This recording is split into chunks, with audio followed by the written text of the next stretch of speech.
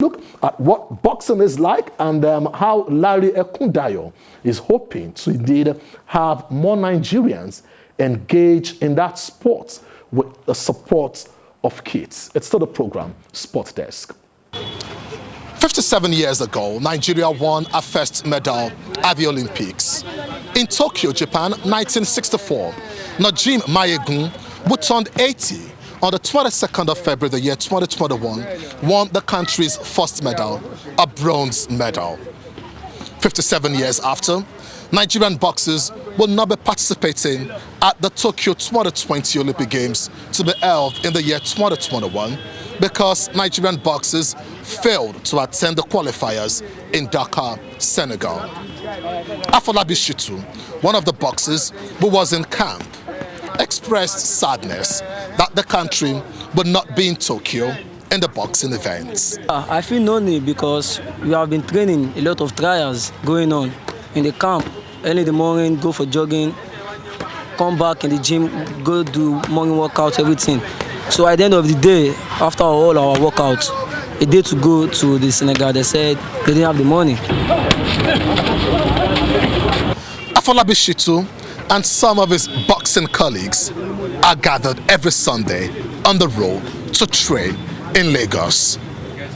In the absence of a proper gym and equipment to train, the champions team, led by Larry Ekundayo and boxing promoter Sally Flowers, have come together to donate boxing equipment to these young boxers who nurse the ambition of representing Nigeria in the future and hope to become world champions. Well, it feels good because, you know, it's all about the plans for the future and support the upcoming boxers in the country. It's a great gesture from Larry the Natural Ekundayo in this project called Champions Together. I love boxing because boxing is a good game. Who do you want to be like in the future? Like Mayweather. So which boxer do you like? Pacquiao. Oh, Manny Pacquiao. Why do you like Manny Pacquiao? He has speed work. Okay, yeah, show me some of the speed work. I thank for Ekundayo what they are doing because it want support us with all the equipment. Although these boxers don't have the best of facility to use in training, like they say, no one becomes a world champion without taking a punch. Every Sunday, they train at the Ijora-Badia Link Bridge going towards Badagry, and they believe that this humble beginning will form part of what will make them become world champions in their various boxing categories. Well, if you've just tuned in, you're watching the program Sports Desk. Bolu Money is still in the studio. And Bolu, you saw young Nigerian boxers who were given kits by Larry Ekundayo. And then earlier we talked about the fact that, unfortunately, we will not have our boxers at the Olympics. The sport minister said over time that the idea is to make sports something of finance that will bring in money. But these are the questions you ask.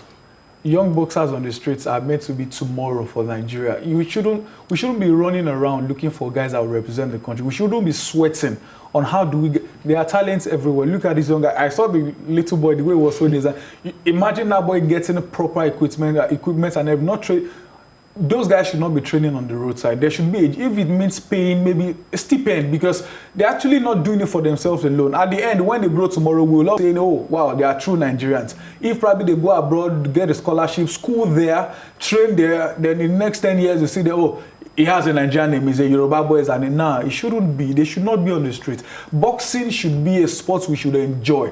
I tell you, when you talk, why do two men hit themselves? I said, no, they are not. It's sports. That's why at the end of their fight, many times you see them hugging each other and everything. There's no fight. There's no enmity. We settle this out on the ring, then we go out. We should have grown past where we are. But unfortunately, we are still 50 years backwards. Well, Sally Flowers is a boxing promoter. He joins the program as we take a look at Larry Ekundayo and the support, you know, for young Nigerian boxers. It's good to have you in the studio. Thanks for having me. Thank you. Well, let's take a look at the brain behind the champions team, so to say, involving Larry Ekundayo, and it's something Joshua is also aware of. But tell us more about this. Yeah, so there's a video that went viral a couple of months ago during the, the lockdown and all that.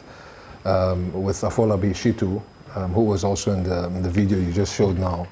And the video was basically just boxers training with one glove or maybe no head guards and stuff like that. And so Larry Ekundayo took this opportunity to, support these boxers, and then from there on we decided to, go to other gyms and clubs around the country.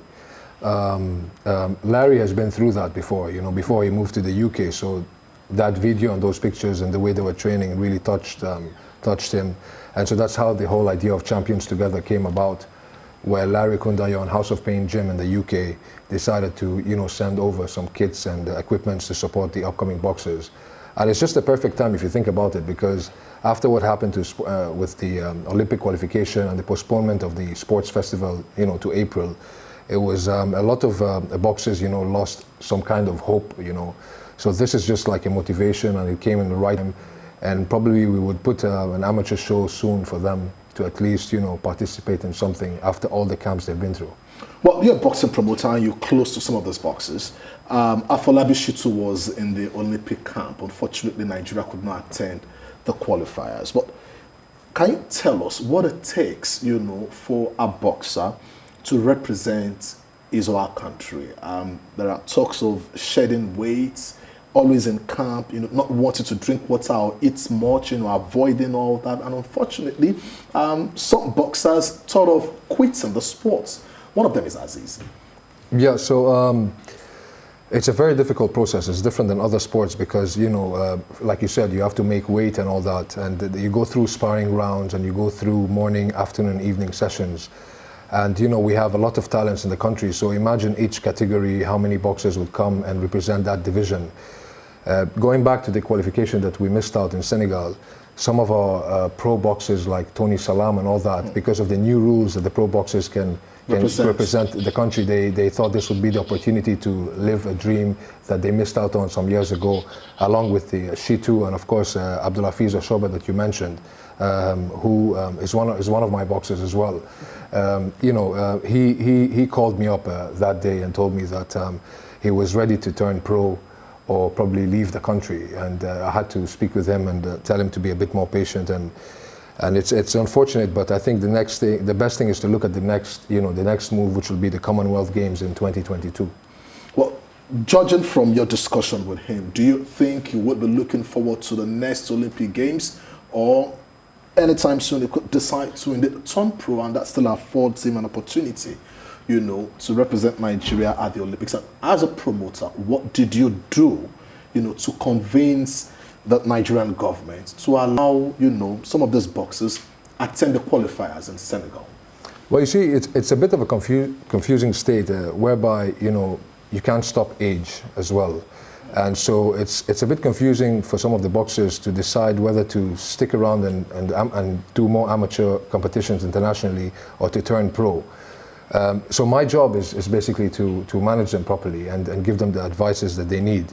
But at the same time, we need the international competition on the resume, because this helps in the future a lot.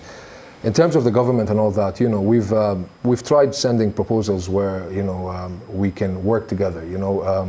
If there's too much to do in sports development as a whole, that's why we have promoters in boxing and other people in other sports and all that. So we've been trying to get in touch with them and how we can work together, and hopefully what we did on Sunday would carry on from with all that. Well, I'll be back, to indeed ask you this question again, because I know Fawaz is beating around the bush, no doubt, and I have some concrete information about what happened, in the camp of the boxers. Our boxers, some boxers fainted. Yes, in boxing, you can go punch drunk when you get some punches.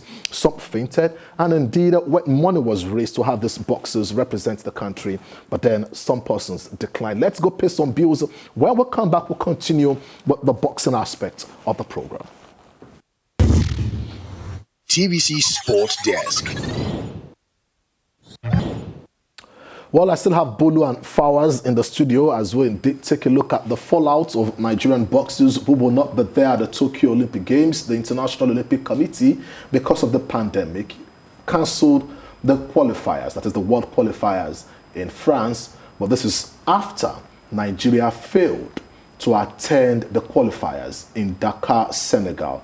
And that was a stage where it would have been easier for our boxers to indeed qualify for the Tokyo Games. Fawaz. You know, it's a very unfortunate situation, to be honest. You know, even before the qualifications in Senegal, you know, the preparations and the planning was out of this world. We had short notice. The boxers didn't have enough time in camp. The sparrings and the trials were there was no ambulance, medical team, and little things that were there. Even there was a situation where a boxer, fainted after getting a punch during the trial sparring session. It was against one of my boxers as well, Tony Salam. So he got punched, and unfortunately, on his way out of the ring, he collapsed. And I remember carrying him on my shoulder, straight to the car, because there was no ambulance, no medical. Took him to the hospital, stayed all day till like about 10 p.m. At night. So it was a lot of things, and also the budget was there was no budget apparently for the camp, where we had to put hands together, myself and other promoters and managers, to make sure that welfare, if you like, and accommodation was taken care of. So a lot of things were not on point. We already felt from that point, to be honest with you, that something wrong was going on somewhere. But we carried on with training. It's all about discipline and respect and all that. And we did our part, and the boxers did their part. And I remember, it was time to go to the airport, and because at that time when they told us that there was no budget and all that, so basically everybody was trying to help. I would raise money, and somebody else would raise money, and see how many boxers we can do that with. But unfortunately, on our way to the airport, we were told that it was too late, and even the time that will arrive and the registration and everything was a day already to the qualification. It was already a day to the qualification, and you could see the faces of some other West African countries, and that time they were a bit happy because they knew that Nigerian boxing was on the rise, especially the amateur competitions. Well, it's sad that these are the things we have to talk about on TV, but then we must call a spade a spade. Sports, boxing has nosedived to a large extent in that country. Well, let's go straight to the Australian Open and take a look at the aftermath of that event and bully all about the rankings, no doubt. You have Serena Williams. Interestingly, she could not indeed make it to the finals as far as the singles event is concerned in the women's category, but then she's back in the top 10, ranked 7th in the world as far as the ranking is concerned. Well, she's rising steadily. Yes, age is not on her side anymore, but she's not playing like she's getting old. When people say we should step down, say she's losing in semi-finals and finals, not round one. She's not stepping down. Tennis could probably be just a blip. Remember, Osaka could have missed this tournament. If Osaka missed, maybe it could have been Serena's time, but she's rising steadily and she's getting by. Like I tell people, she struggles in semi-finals. If she wins, she loses the final. Some say it's a mental block. I think she will conquer it. It may be this year. Remember, events this year is not the same as it's been over the years. So who knows, she may get there. Now she's in top 10, like Riley said. I'm sure in a few months, probably by the next Grand Slam, she may rise up. And that could be a year. I really wish she could that 24. Remember before she got to 23, it was not 24. Then suddenly they came back with McGregor has both everything and open era and all that. So I wish Serena can just get that 24. Well, yes, there are confirmed reports that Serena is thinking of quitting, and anytime she loses, you could see that pain in her. She cries easily. Reminds me of Serena and Venus Williams. When Serena wins against Venus, she does not cry. But when Venus, the elder sister, wins, you see a tearful Serena Williams. But then that's the way, tennis is. And that's the ranking. Ashley Barty is world number 1 in the women's category. Naomi Osaka. Indeed, this is one great athlete. This is one great tennis player with dual citizenship, an American and a Japanese. And you can't take it away from her as far as the center court is concerned today in the women's category. Maybe we have to go and trace it back to how maybe she may have a Nigerian origin. So I wouldn't know about that. She's probably one of the few consistent female, or let me say women's tennis players. Since Serena won, nobody has won 2 Grand Slam. I think only one person has also done 2. But she now has 4. She's 23. The only person that had that number at her age was also Serena when she was 23. So she may not get to Serena's stage. She may go beyond Serena, but she's definitely rising well. And one one thing about Osaka is she's calm, cool-headed. If you check her interview, she's always precise. She knows what she wants. Believe me, it will take time to drop her away from that top where she is. Well, let's take a look at what it was like in the men's category as far as in the ranking is concerned. And Novak Djokovic, the Serb, is still world number one and looking interesting, you know, for Novak, despite the fallout, you know, so to say, between, you know, the men's association, so to say, where you have a Federer and Nadal on one side and a Djokovic, you know, on the other side. Well, I tell people, Djokovic in Australia Open is like Nadal at the French Open. Just leave it for them. And he showed why they call this tournament his event, the 9th edition. And I saw his interview before that final. You know, he played before 60 pass and he told them that, well, he will just relax on Friday, watch their game. Then whoever wins, he will just focus his training on that person. That is someone who knows what he wants. Unlike the women's where there is no inconsistency. These men know what they want. Now he's on 18, Djokovic, Federer, Nadal, both on 20. Believe me, and these guys are not stepping down. Nadal lost for whatever reason. He probably missed himself in the third set. He's coming back again in the French Open, and that's the competition in the men's event. Daniel Medvedev is now world number 3. Interesting. That's a rise for Daniel Medvedev. He was in the final and indeed played against Novak Djokovic. But then time, always not our friend on the program as we indeed go. Let me come back to Sally Fowers, who's a boxing promoter. Sally, on Sunday, we saw most of these boxers train outside, you know, on the bridge, so to say. How comfortable is this for these boxers? It's not comfortable at all, obviously, you know, but they don't have a gym in that area, no boxing gym and all that. So they'd rather go on the bridge and train than to use probably transportation and go further and probably use that transportation funds to probably eat for the day. Yeah. So that's how the whole bridge idea came about. You know, so it's unfortunate. It's not something that is ideal or perfect for any boxing training, to be honest. Well, I must say a very big thank you, Sally Fowers, a boxing promoter, for being on the show. Thank you. Bolu Omoni. I want to say Bolu Atife. Bolu Omoni. Many thanks.